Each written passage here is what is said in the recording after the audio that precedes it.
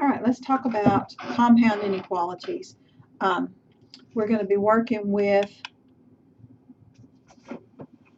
sets that look similar to what you see. We're going to be talking about the union of sets.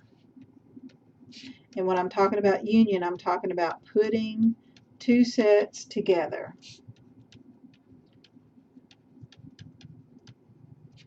And when we talk about intersection of sets, we're going to talk about elements that are in common. Okay, so union and intersection. Union is represented with a U, and intersection is represented with an upside down U.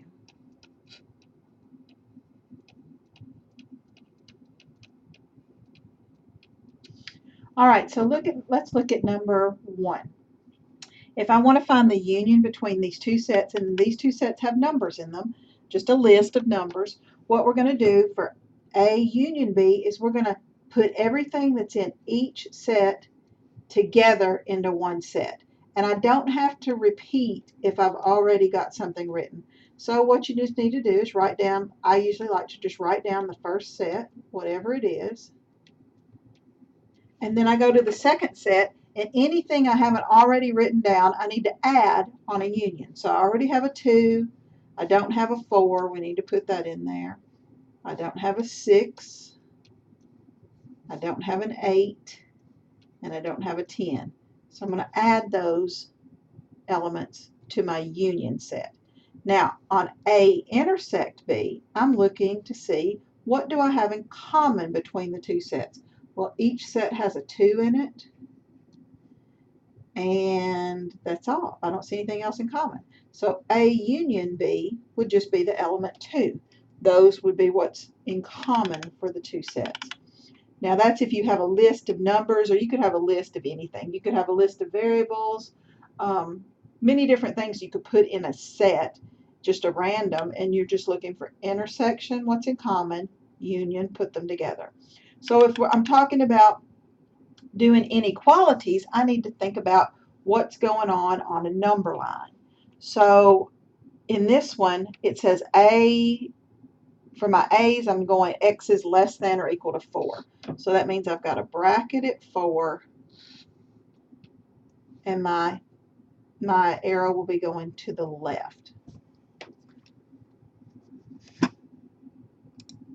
For the second part, for B, I've got A is greater than 1. So I'm going to graph A is greater than 1. That means I get a parentheses at 1, arrow going to the right on greater than. Now, when you're going to find A union B, you need to look at where your arrows are going on your number lines. I've got arrows going in both directions, and I don't see any gap at all. No gap. So on a union, if there's not any gap, that means that I'm going from negative infinity all the way to infinity. Remember, when I'm talking about a number line, going to the left takes me to negative infinity, going to the right takes me to positive infinity.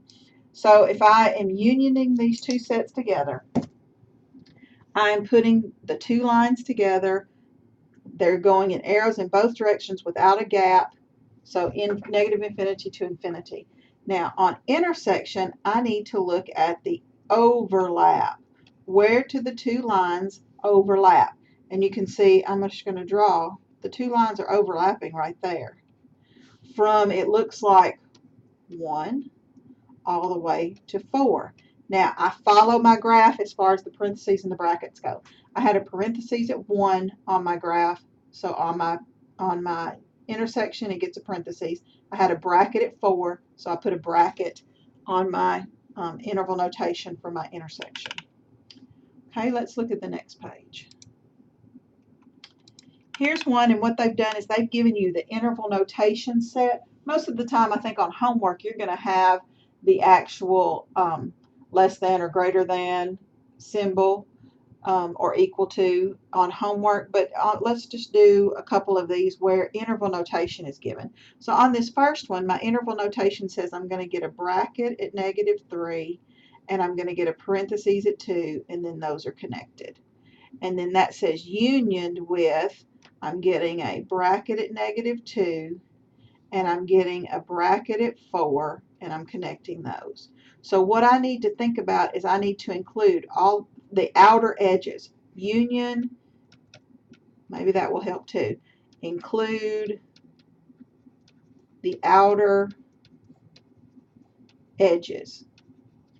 So, or the outer endpoint. So the outermost endpoint on these two lines, if I were to put them together, I've got a -3 with a bracket, and the outermost over here would be at the 4. So if I'm going to union these two, I would be putting from -3 to 4. Now, if I were asking you for intersection, this didn't ask you for intersection, it asked you for union. But if I was going to ask for intersection, intersection would be where they overlap. So if I'm going to do the intersection, that's going to go from -2 has a bracket all the way to +2, it has a parentheses. Now that question didn't ask you for that, but I thought I would add that in there. Okay, down below here, we're asking for an intersection. So you've got -3 to, or negative infinity to 3. So parentheses at 3, arrow going to the left. Because I'm going to negative infinity, it needs to go to the left. Intersection with -1 to infinity. So that would look kind of like that. So remember, an intersection is where we overlap. So I'm overlapping from -1 all the way to 3. And both of those get a parentheses. Okay, think we're getting it? We're kind of understanding? Let's go to the next page. Let's look at this intersection. I've got negative infinity to 2. So I've got a parentheses at 2. Negative infinity goes to the left. Intersected with 3 to infinity. All right, so now remember, at intersection, I'm looking for a gap. Is there a gap at all? I mean, is there an overlap at all? There is no overlap. If there's not an overlap, then there is no solution. I don't have an overlap. This would be then, you could do the 0 with the slash through it. That means that I don't have any numbers in my set.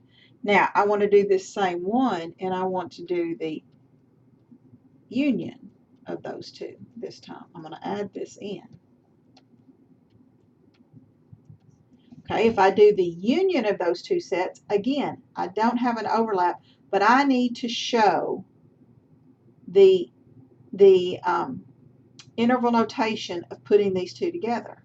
Well, since there is a gap, this would be my interval notation. Now you're going to have some, and we're going to work some down at the bottom, that are going to be really using the less than, greater than symbols, or the less than, equal to, greater than, equal to symbols, instead of having it written like that. So we're going to do ones at the bottom that are going to be with these gaps, and we're going to revisit this. Okay, so at the bottom of this page, I have not given you the intervals. You're going to have to solve these equations to get your intervals. So if you're just going to solve equations just like we have been. So on this one, I'm going to add 7 to both sides. So -2x is less than or equal to 8. I'm going to divide by -2 on both sides. And we can't forget, because I divided by a negative, I have to flip that inequality, and it becomes an x is greater than or equal to -4. And then we have the word and. And then I'm going to solve this next one, divide both sides by 3. So x is less than or equal to 0 on it. Now, intersection goes with the word and. Union would be the word or. We're going to do some intersection ones first. So let's graph these two. And this time I'm going to do something a little different. I'm going to graph these on the same number line. And I'm going to see if you can see this a little bit differently. It may help some of you. Some of you may want to stick with 2 number lines. That's the way the examples a lot of times will show you. But I'm going to try one number line. I'm just going to use 2 different colors. So x is greater than or equal to -4. That would be a bracket at -4. Greater than goes to the right. Make nice long lines when you graph these on a number line. Okay, I'm going to change to red. I'm going to do x is less than or equal to 0. So that's a bracket at 0, less than, goes down to the left. Now, it's easy to see when we've graphed on one number line where I have that overlap, because this is an and, so that means an intersection. So I look and I see that the overlap is from -4 all the way to 0. So that would be my intersection. If this one had been an or, I would have done -infinity to infinity because I don't have any gaps in those two lines. Okay, let's try another one like that. Here's one with our favorite problems to work with, some fractions. So I need to solve each one of these. I'm going to rewrite this one so I've got a little bit more space. So I want to clear my fractions. Remember how to work these inequalities or regular equations. Find your LCD. My LCD is 6. So I'm going to multiply both sides, or every term, by 6. So 2 goes into 6 3 times. And so I'm going to have 9x minus, the 6's cancel here, and I'm going to have a 5, less than or equal to 0. We're going to continue to solve that, so I'm going to add 5 to both sides.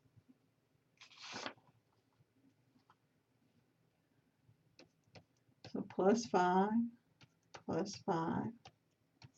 So I have 9x is less than or equal to 5 divided by 9. So x is less than or equal to 5/9. May help you to divide that out on a calculator. It's going to be a decimal. We're going to just plot a decimal, and we'll just guesstimate it when we're doing the number line. Okay, the next one I need to solve it, so I'm going to add 2 to both sides. So I get 3x is greater than 4. Divide both sides by 3. So x is greater than 4/3. So I'm going to come down here on my number line. X's are less than or equal to 5/9. Well, 5/9 is going to be somewhere right here in between 0 and 1. And less than or equal to means I'm getting a bracket. Less than goes to the left. I'm going to switch colors. I'm going to do these on the same number line again. 4 and 4/3 is really the same thing as 1 and 1/3. So that's where I'm going to mark 1 and 1/3. It's going to be about right there. Greater than is going to give me a parentheses with an arrow going to the right. Now again, this was an and. So and means intersection. Do I have an overlap of those two lines? You can see that I don't. I have a gap. So on an and with a gap, there's no solution. Now there's another way we can write compound inequalities, and that's the way they're written at the bottom of the page. I really like these because these are easy to solve because you can solve them all together. Now, the instructions that they give you in the workbook say to make 2 different inequalities, and I don't think you need to make 2 different inequalities. I think we can solve it all at once. What your goal is to get x in the middle by itself. And so we're going to work with that middle, and we're going to get x by itself. We're going to move everything away from that x. So in this one, I want to add 1 to get just an x in the middle. Well, whatever you do to the middle, you have to do to the outsides. So we're going to do that. That's going to give us -1 is less than x is less than or equal to 3 plus 1 would be 4. The nice thing about solving it this way is I know for sure what my endpoints are going to be. They're right there in front of me. I know I'm going to have an endpoint at -1. I'm going to have an endpoint at 4. I just need to decide whether I'm going to have brackets or parentheses. In the -1, I'm going to have a parentheses because there's no equal to next to the inequality. For the 4, it's going to get a bracket because I have less than or equal to 4.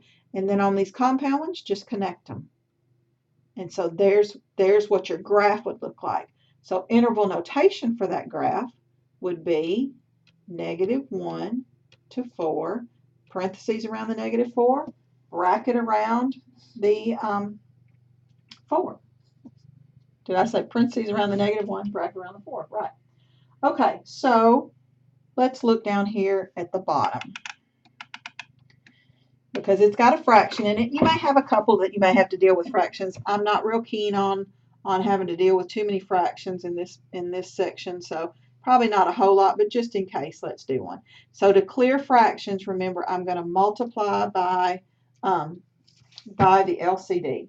So the first thing I need to do is decide what is my LCD. Well, I only have one fraction in this one, so the LCD is going to be 3. So I'm going to multiply everything times 3. So we're going to have 3, 3, 3, and 3. So even in the middle, both of those terms will get multiplied by 3. So negative 21 times 3 is negative 63, less than or equal to negative 2/3. The 3's would cancel. I'd have a negative 2x plus 9 times 3 is 27 is less than 21. Okay, next I'm going to solve in the middle, so I'm going to subtract 27.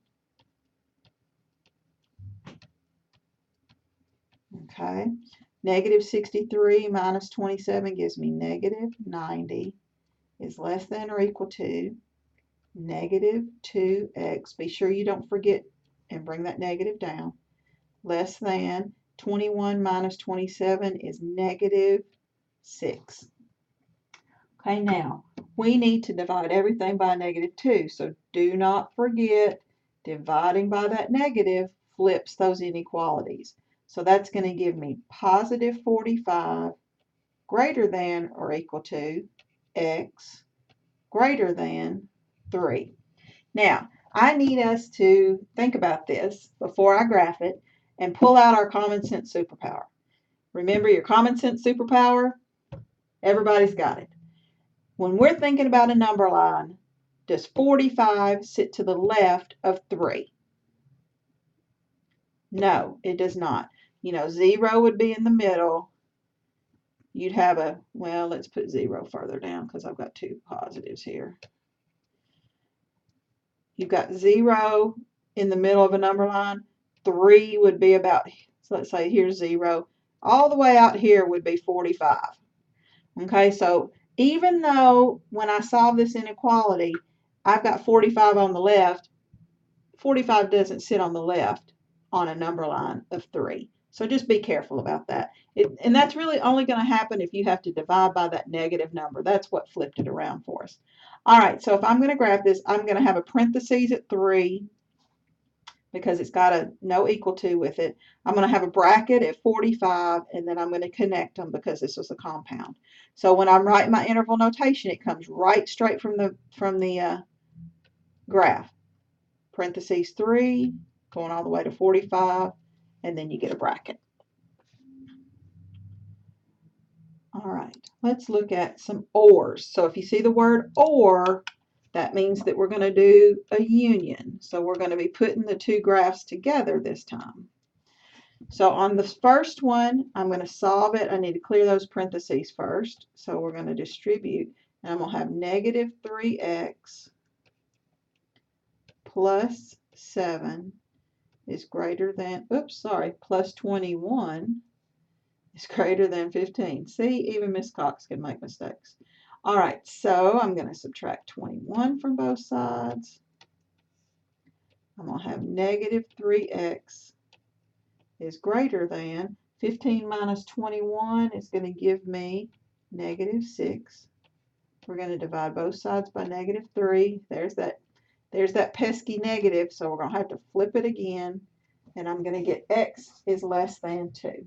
Okay, so there's the first part. We'll graph it in a second. Let's look at the next one. X plus 2 is less than 5. I just need to subtract 2 from both sides. So x is less than 3. So I'm going to come over here and I'm going to stick with graphing them on the same number line because I think sometimes that's just easier to see. So x is less than 2. I'm going to have a parentheses at 2. Arrow goes to the left. I'm going to switch colors. Incidentally, doing this, it's a great idea to have some colored pencils out while you're doing these because it just is helpful when you're trying to do two different things on the same number line. X's are less than 3 means I'm going to have another parentheses at 3, and again my arrow goes to the left because it's less than. Now, this one looks a little different from anything we've done so far. I'm unioning these two lines together. That means I want to include what's on both of those lines, but I want to write it in one nice little simple interval. The way I can do that, remember, when we're taking a union, we're going to look at the outermost endpoints. So to the left, the outermost endpoint is negative infinity because both of those arrows are headed that way. Now, when I look to the right, the outermost endpoint is a 3. So that means my endpoint for my union is going to be 3, and it gets a parentheses because I have a parentheses on there. That looks a little different. You need to put a star next to that one so that if you end up with that kind of graph on your homework, you're familiar with it. You can come back and look at these notes to help you out with that one. All right, so let's look at this last one. It's got our favorite kind of thing, our fraction. So I'm going to rewrite this one so it's easier to see the canceling when I multiply by my LCD. So my LCD is going to be 10.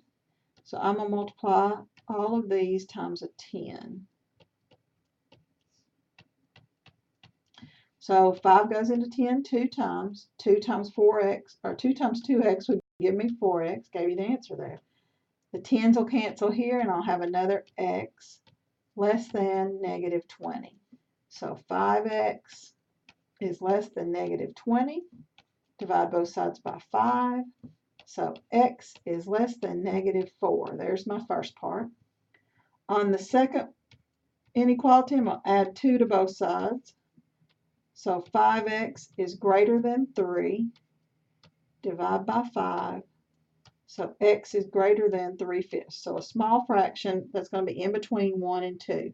So let's come over here. Let me get my two colors. And let's graph x is less than negative 4. So that would be parentheses at negative 4, arrow going to the left because it's less than. Greater than 3/5. That's going to be somewhere around in there. So that's also going to get a parentheses because there was no equal to. And its arrow is going to go to the right.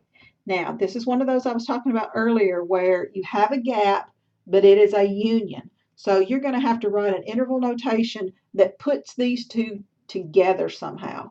So what I'm going to do is I'm going to do interval notation for the left part, negative infinity to negative 4.